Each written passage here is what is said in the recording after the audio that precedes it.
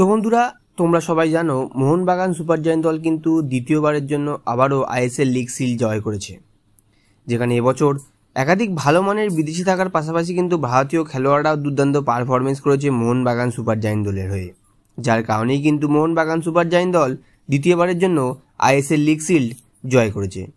কিন্তু তারপরেও Mohun Bagan super giant দলের ডিফেন্সে এবছর কিন্তু তেমন ভালো মানের খেলোয়াড় থাকা সত্ত্বেও ব্যাকআপ খেলোয়াড় কিন্তু ছিল না, যেখানে সুভাশিস বোসের পরিবর্তে লেফট ব্যাকে তেমন ভালো মানের খেলোয়াড় নেই, যেখানে রাইট ব্যাকে আশিস রায়ের পরবর্তীত খেলোয়াড় হিসেবে কিন্তু এবছর দুর্দান্ত পারফরমেন্স করেছে দিব্যেন্দু বিশ্বাস, কিন্তু তারপরেও কিন্তু কোথাও একটা খামতি থেকে গেছে, যার কারণেই কিন্তু মোহনবাগান সুপার জায়ান্ট দল আগামী মরশুমের জন্য নতুন খেলোয়াড়কে টার্গেট করেছে।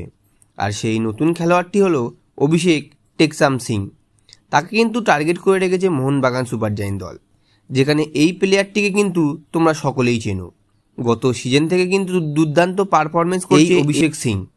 অভিষেক সিং হচ্ছে 20 বছর বয়সী একজন ভারতীয় রাইট ব্যাক, যার মার্কেট ভ্যালু 1.2 কোটি টাকা।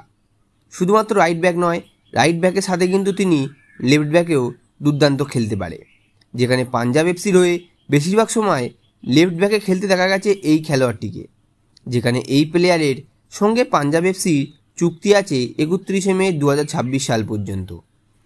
এখন দেখার বিষয় এটাই, 2026 সাল পর্যন্ত চুক্তি থাকলেও কিন্তু মোহনবাগান সুপার জায়ান্ট দল একটা ট্রান্সফার ফি দিয়ে অবশ্যই এই অভিষেক সিংকে আগামী মরশুমের জন্য তাদের দলে নিয়ে আসতে পারে।